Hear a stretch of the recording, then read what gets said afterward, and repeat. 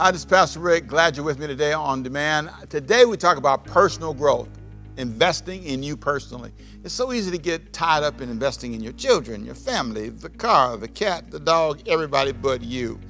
Paul told the Corinthians, hey, you guys need to learn how to invest in yourself, your own personal growth. You need to mature. You need to develop. Are you growing? Stay with me today. I'll show you some things that will help you invest in you. This message is just the kind of message that can change your life. So stay right there. I'll be back at the end to pray for you. So stay right there. Enjoy.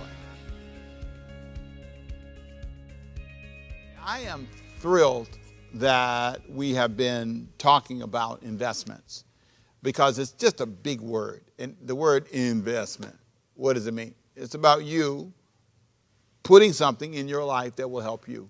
It's the process by which you think of, if you can think of soil, you put something in the soil, you invest seed in the soil, and you expect something to grow. Now, I am a big investor, personally. I believe in investing money, I believe in investing time, and I've learned a lot about investment. I have, because I've made, and I'll share a whole sermon on this called Bad Investments. I'm going to talk about that. Next week, I'm going to talk about mythological investments. You have something in your mind that you think you're investing in that's worthwhile, and it's not. I've done that more times than I want to count. And I've also made some bad investments, and we'll talk about that too down the road. So we have 2 more sermons on that. We'll talk about that, and you'll love it. But today, I want to talk about your personal investments. So I want to ask you, what are you invested in? If I look at your time, look at your life, what would I say you're invested in? And what is it that you're trying to accomplish?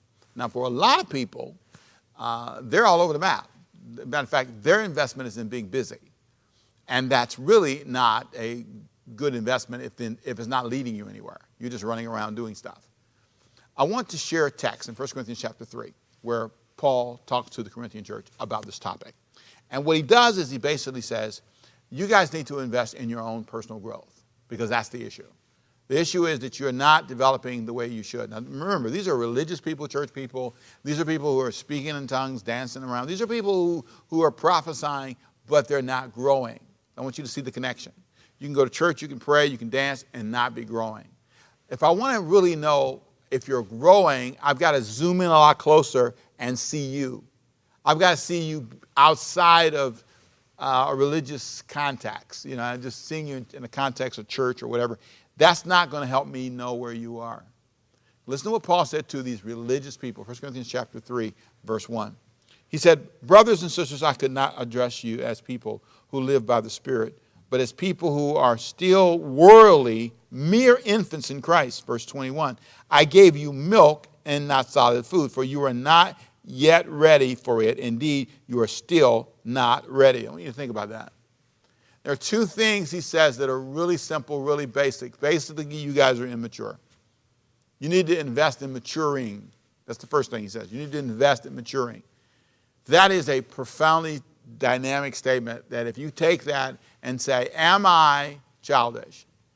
The things I see, a lot of the times when I live witness the way people behave, it's just they just didn't grow. And Paul said that's the problem. And so if you are fighting in your family, if you're yelling, cussing, and all that, 1 Corinthians 14 talks about this in great detail. You know, he said, when I hear you come together, there's always strife and division, and there's always some confusion. That's a sign of immaturity. If you're going out or fighting with your sister and you're both in your 40s and 30s, you're immature. There's something wrong with your family culture. There's something wrong with the way you developed as a family. Cussing people out, all that, those are signs of a lack of development. And so the first thing Paul says is you need to mature, invest in that. Then he says this, invest in people who tell you the truth. You need to invest in people who give you not just milk, but solid food. Look at verse 2. Again, I gave you milk, 1 Corinthians 3 and 2, not solid food. Here's why. For you are not ready or able to digest it. So you can only deal with people who baby you. You can only handle people who put up with childish behavior. And this is why marriage, for a lot of people, is a very difficult process, because marriage is for grown people. It's for mature people. It's not for people who have to have their way. It's not for people who have to win every conversation. Fathering at certain levels. I'm learning as I father, as my kids get older, I'm learning to grow with them. Grow, learn. They're grown people. They are grown people, believe me. And I have to grow with them. I have to learn. I have to develop and grow. There's something about maturing, growing, and investing in that, reading about it, studying about it, making an effort. I try to read ahead of my seasons, and I'm trying to learn and grow. Just last night I was reading some stuff late, and it just spoke to me about the way I see things, the way I judge things, the way I interpret things, the way I respond to things, and it really helped me. But that's an investment I made for my personal growth. Now here's something, the third thing that Paul said that was really profound. Invest in maturing, he said, number one. Then he said invest in people who tell you the truth. Invest in people, in relationships where people sit you down and they tell you not things that are milk-filled, but things that are meat-filled. Then the third thing he says, invest, watch this now, in your growth and not personalities. Listen to what he said in verse 3, because this was the argument in the Corinthian church. A lot of people were just fans of Paul. And they would always say, oh, I'm of Paul, I like Paul. And then some people say, oh, no, I like Apollos. He's the greatest speaker, eloquent speaker. And so people were really big on personalities. And the Christian church today has fallen into that in a lot of ways. Listen to what he said here in verse 3. He said, you're still worldly. For since there is jealousy and quarreling among you, are you not worldly? Are you not acting like mere humans? For when one says, I follow Paul, and another says, I follow Apollos, are you not mere human beings? In the New King James, it calls it carnal. Are you not carnal? Good old word, right? Verse 5, what after all is Apollos? And what is Paul? They're only servants through whom you came to believe. As the Lord has assigned to each his task, I can get this out in a minute. Verse 6, I planted the seed. Apollos came along and watered it, but God is the one who made it all grow. Now here's the point. There's nothing wrong with having a favorite preacher or a favorite person. This is not about that. This is not about saying you can't invest in people that are inspirational to you. What he's saying is you can't allow yourself to worship them. You can't allow yourself to be so consumed with it. There are people who love Ricky Temple, and there are people who don't. I'm praying for all of those people. But there are people who just love hearing me talk about the Bible. And there are people that I'm kind of marginal with them.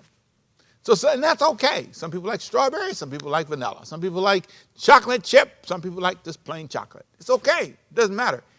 But we're not called to invest so much of our time in personalities that we forget ourselves. They were so invested in this personality pursuit of Paul or Apollos, and that became the argument. That became their point of pride, that they lost sight of themselves. Are you so invested in personality you forgot yourself? You're so busy following a basketball player, or following a preacher, or following somebody that you have forgotten you. There it is. Bad grammar, but you get the point. There's something really smart about hearing what I'm saying to you.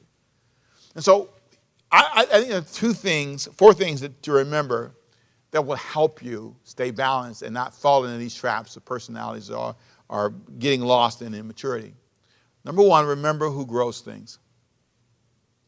I love the way he says this in verse 7. So neither the one who plants nor the one who waters is anything. Paul who plants, Apollos who waters, we're not anything.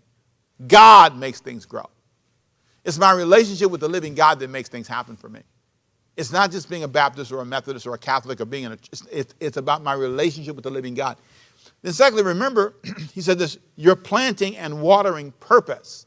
The whole purpose of this whole thing is not about status and arriving at some spiritual plateau. And it gets so lost when you talk about apostles and prophets and pastors and teachers and doctors. I mean, I got a few titles. I understand that we need titles to define things. You know, this is a door, so that's why you go in the door. You know, this is a car, you drive. Things have names for a reason. The reason you give spiritual leaders names is because it helps you identify what they do. I'm the pastor. Okay, now we know that summarizes all I do. So there's something healthy about that. But if you forget your purpose and you get out of your job description, you get lost, then things get out of whack. And that's a sign of immaturity. And that's a bad way to invest. To get so locked in personality that you forget your purpose. Yes, I'm a pastor, but I'm not God. My purpose is not to act like God. Look what he said in verse 8. The one who plants and the one who waters have one purpose, and they will each be rewarded according to their own labor. For we are co-laborers, I love this, co-workers in God's service. You are God's field. You're God's building. You're not mine. You don't ever belong to me. You know, I understand my role, but I got to be careful. Because he goes on to say this in verse 10, I need to remember to build carefully. Here's what he says in verse 10, for by the grace God has given me, I laid a foundation as a wise builder, and someone else is building on it. I get to lay a foundation for this church, but somebody will come along and build on it. I may start some enterprise, but somebody is going to come along and build on it. Martin Luther King laid a foundation, but other people have come and built on it. There are things that you don't get to always build on. And when you understand that, when you can focus your eyes and focus your mind on the purpose you have, and don't get lost, because immaturity will take you off the cliff. It takes you in a direction that you don't want to go. You start thinking ways you shouldn't. I see that today. Boy, I'm telling you, there are Christians today who've made such a political investment, and that's what they're being known for. They've changed the name, evangelical now, to a political party. I'm thinking, it's not what it is. It's good news. We're referees. We resolve conflict between Republicans and Democrats and independents. We're the people who say, okay, you're wrong here, blow a whistle, that's not good there. Okay, hold on that one. We're the people who find the grace to give balanced, mature guidance, but we have, if we're not careful, overinvested, and you can do that. You can overinvest on the left, the right, the middle, wherever. You can just overinvest and get lost. And that's what he says. He says, we're overinvested here. And if we're not careful, we get lost. And then we start making a really bad decision to invest. And what he describes as wood, hay, stubble, gold, silver, precious stones. And he divides this up in a real simple way. And this is really prophetic about eternal judgment. How God will look at us and say, well, let me give you my measurement of what you've done. Let me show you what I think is good and what I think is bad. Here's what he says in verse 12. If anyone builds on this foundation gold, silver, and costly stones, wood, hay, or straw, their work will be shown for what it is. In other words, God's going to look at your work and say, okay, let's see the quality of the work. Can this work stand fire? Well, now wood can't stand it too much. Neither can straw, neither can hay, stubble. It will not survive much fire. And it shows up when things get hot, when things get difficult. When families come to moments and things are really bad, we're really feeling bad, and things are really tough, in those moments, you see what they're made out of.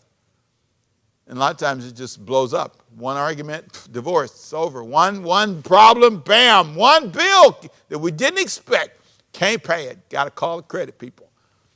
That's wood, hay, stubble, straw, gold, silver, precious stones, man. Yeah, you can crank on the fire and that gold can take it. There's something about investing in stuff that's strong. If you're a person, you go to church all your life, right? You've been reading the Bible for 1,000 years, right? Okay. No, not 1,000 years. Okay, but if you put your whole family together and you've been reading the Bible for 20, 30 years, and all of you put all your years together, you got a lot of years. Why you can't have one conversation without fighting?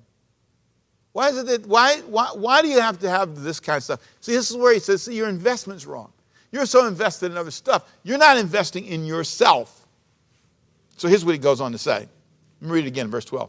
If anyone builds on this foundation using gold, silver, costly stones, wood, hay, or straw, their work will be shown for what it is, because the day will bring it to the light. It will be revealed by fire. The fire will test the quality of each person's work. And if what has been built survives, the builder will receive a reward. But if it is burned up, the builder will suffer loss. But you will be saved, even though only as one escaping through the fire or through the flames. What's the point? Make sure what you invest in is solid. And how do you know? The results. The results. So you pastor for how many years, and then all of a sudden it blew up. You have to back up and say, what kind of material did we use when we built this church? What kind of materials did we use when we built this country? Let me take a pause for a second. Now I want to say some things, because I've been reading a lot lately, and I say this, and I'm going to close out with some personal investments. But we have to be honest about how we built this country. We have to be honest about how we're building it. The first thing I think that's really important is to be mature about it and say, well, first of all, we weren't honest about some of the things that we said to people. Because when we look at the building materials, we came in, we took it from the Indians. Just took it, took it. It's 5 million of them, I believe one study said, in the world at the time that, quote, Christopher Columbus discovered America. That's just the truth. That's not something we're saying to be controversial. It's just the truth. Then if you go further and you say, we had slavery from 1619 to 1865. Wow, that's a long time. We had slavery for over 100 years before we became a nation. It's an amazing thing when you sit back and you think about how long that's been. I love numbers, Sometimes I just want to say, I don't know. My brain's not working today. Can't do math. So 1776, right, minus 1619. So that is 157 years of slavery before we became an official country. That's true. It's just true. It's not, okay. I understand. It may, don't turn. Just hang with me. Okay, 1865, right, minus 1619, right? So we're talking about 246 years of slavery. That's true. This is true. We're not, okay, that's our history. We're family, right? We're family. Maturity says, okay, that's the truth. And then you go through the rest of our painful history, Jim Crow, all the other stuff. That's just true. But we're in this together. You, me, we're in this together, okay? No matter what color you are, no matter where you are, we're in this together. This land is my land. This land is your land. From California. Man. This land is your land. This land is my land. We're in this together. The mature thing is to say that's the way we started and it's not working. Hey, watch this. A mature thing for you to do? Our marriage started with bad soil. We started with bad investments. We didn't do this right. You know what I'm saying? We didn't do this right. We didn't honor God. We didn't care what God said. But this is our home. This is our story. We weren't good with money. We weren't good with communication. We weren't good with, I don't know what it is, but just think about it for a second and say, the truth is, this is what we did right. This is what we did wrong. That takes maturity, and you got to listen to each other. You have to tell the truth to everybody and say, let's try to figure out a way now to do this right together. Police officers have to tell the truth. That was bad. Putting the knee on the guy's neck, that's horrible. I don't care what you think about George Floyd. That was not the way for that to happen. Just tell the truth. That's not a right way. Whatever it is, it's not right for the poor people up in northern Georgia, the poor white people, the poor Hispanic people that are trying to find a place. It's not right. A lot of things we can go through and we can name, we can say, okay, this was dealt with well, this was not dealt with well. This is good, this is bad. If we can look at it and say, take a deep breath and work on being mature, growing as a people, as individuals, and facing the truth about ourselves. We can change everything if we can do that. But that's tough. And Paul said this. He says, I can't talk to you because if I do, you get angry, you act like babes. He says, I need to give you milk and not meat.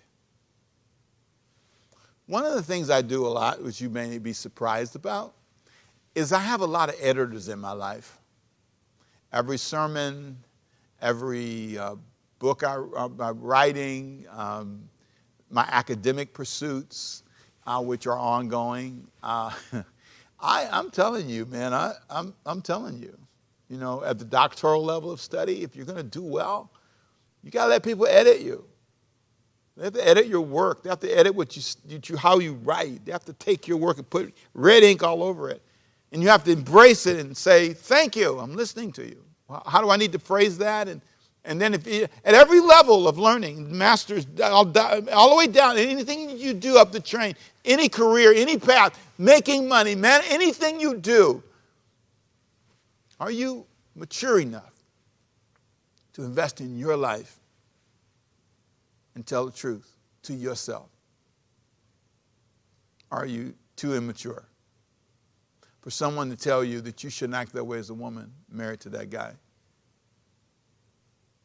And if you're that immature and no one will ever talk to you, and then forget it. There's not much God can do. God can just watch what I call the sad movie. So what I want to challenge you to do is this. I want you to make some wise investments in your life. I want you to start saying, okay, let me grow up. Let me not worry about anybody else. Let me just focus on me. And that's where I am right now in my life. So let me give you some wise investments that I've learned to make in my life. You ready? Number one, I've learned to make time for myself. Time for me. Not for anybody else, just for me. You'd be surprised how powerful that is. To get up and not be rushing everywhere. Some of you are on too many committees, too many boards. You're so invested outside of yourself, you are a mess. Look at your house. Look at your life. Look at your car. Look at your body. Look at your... What are you doing to invest in you? In you. I'm looking at mine. I'm working on it. I'm a work in progress. Secondly, I'm investing in reserves for me. Reserves, it's cash, right? For me. The Bible says something powerful in Ecclesiastes 7:12. It says, money is a shelter or defense. Let me tell you, when you got money, it makes a difference. You know, a lot of times if you don't ever stop as a church and say, let's work on the money part. And it's not just a fundraiser to build a building or a fundraiser to renovate. It's about getting honest about the way we live financially. If you don't have any money, the average, I think it's 40% or so of Americans, I have to look it up, but they're about, if they had a $500 problem, they don't have enough reserves to fix it. And that's what we need to pray and work on and invest in that. Let's focus on improving that. Get $500. I want to just invest in me so that I can, when I need gas or when I need to go buy groceries, I can do it. So I'm investing in that reserves. It's important. And number three, friends I can depend on. I want to invest in friends I can depend on. I mean, real friends. Not just somebody that wants to suck out my love and my joy. I'm not looking for vampires. I'm looking for friends. Some of you have vampires. You should cover your neck. Every time they're biting you, they're taking all your time, your money, and your focus. Every day they're on your brain like they've rented space. At some point, you have to have a free moment when you're not thinking about anybody but you. Sounds selfish to me, Ricky Temple. Sounds like you're just saying me. You the one hurting, right? Paul, in writing to the Corinthians, was talking about their growth, their life. So I invest in friends that I think I can depend on. People that can help me grow.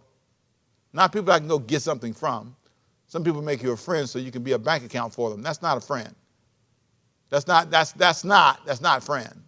You become an IPU, income producing unit for that person.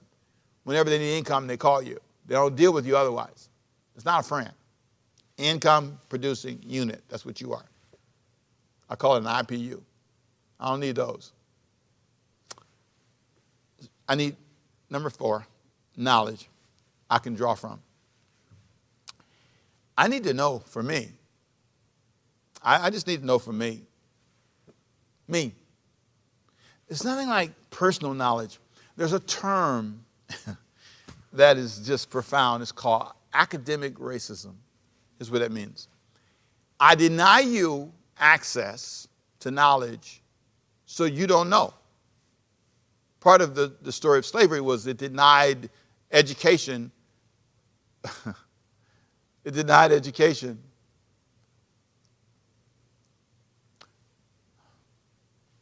Wow. To people so they wouldn't desire to be free. There's something about realizing it didn't just happen to black people. It didn't just happen to Hispanic people. It didn't just happen to Asian people. It happened to poor white people. There's so much that we don't know. There's the conspiracy theories that we see. A lot of it is built in just not knowing. You just don't know. And so you just believe what people tell you. You don't know how to look up anything for yourself. So you just argue. You got these arguments going on, and you're just arguing other people's words. You have no way of looking anything up yourself. And so you're living in a place that you think is full of knowledge, and it's really not. And what's really sad is sometimes religious people are some of the hardest people to get to face. They don't know. We got that wrong. That's why when you get married to a woman and you got these ideas in your head about a woman, and you don't know because no one ever taught you. Your knowledge about women is very limited. It's only the people you slept with and the people you dated and your mother who never told you much. So if you're not careful, you don't really know women. So you marry one and you're totally lost. Same thing with a guy. You don't know guys. You know how to dress up and tempt one and roll around the sheets with one, but you don't know men. Your knowledge base is limited, and this is why you're not mature. You're not mature in those areas. You want to be, you can look the part, but you're not. You're not. When you zoom in close, you can see it. So I'm working on knowledge for me. And the more I learn, the more ignorant I find myself to be. And then the last thing I'm working on is activities that build the whole me. I'm working on time for myself, reserves for myself, friends I can depend on, knowledge I can draw from, and activities that build the whole me. Sometimes, man, this is tough, but I want to say it. I'm a pastor. I love God. I love church. I love ministering. I love all this stuff. It's great. But this is not all of me. God never intended for this to be all of me. Adam and Eve walked with God in the cool of the day, right, in the book of Genesis. But during the day, they tilled the garden. They had a love relationship. They had a life outside of walking with God in the cool of the day. Sometimes churches take up your life so much that they don't give you any time to have a life. There's no activities that build your life. You're not allowed to have activities for just you. And in these incredibly bondage-driven environments where you feel like you can't even not go to church without getting permission. What is that? The new slave ship. It's incredible. What is that? I need to be invested in activities that broaden my life, and church is not the only thing that does that. Even though it's an important part of my life. I get that. I got one. I got a church with thousands of members. I am not against this. I am simply saying, Ricky Temple needs an activity beyond preaching to build up his life. I need an activity beyond teaching and talking to you that builds up my life. What are you doing? What activities are you involved in? If you're not careful, you're not involved in much of anything. You're involved in mythological assumptions, myths. I'll talk about that more next week. There's nothing like waking up one day, like the woman who gave her life to this guy. She raised up 3 or 4 kids. She sacrificed her life, helped him go to school, to find out it was all a lie, a myth. It's nothing like helping this woman graduate, and I've seen this, work through school and give her everything, and then you wake up one day and she's not even interested in you. It's a myth. It's one thing to see you start a church and nurture that church from nothing. 2 people, you and your wife, and then it grows up and becomes this big place with lots of money, and then they're not even fair to you. It's a myth. That, my friend, is not something you want to invest in. I don't want to invest in myths. I want to invest in the truth. So let me get you to pray with me today. For some of you, you're a little bit back on your heels a little bit with me today. You're saying, oh man, Pastor Rick, that was strong. But I want to say, it's only designed to say, it's time to focus on you. Because if you're better, you can make the world around you better. One more time. If you're better, you can make the world around you better.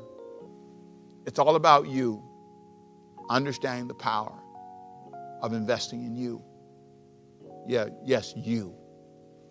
Let's pray. Father, I pray today in Jesus' name that what we've talked about will lift the veil off the eyes of those who've been so focused on other people that they've forgotten themselves, that they've not invested time in their own reserves, their own money, their own life, their own knowledge. They're just lost somewhere in some church identity, some religious identity, some celebrity, some personality, and they're not focused on themselves. Let this be a moment of healing and awareness for them. May they find the courage to say, God, it's time for me to look at my life. It's time for me to decide what I want for me.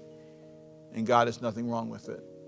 And God, we give you all the praise and the glory and the honor. In Jesus' name, amen.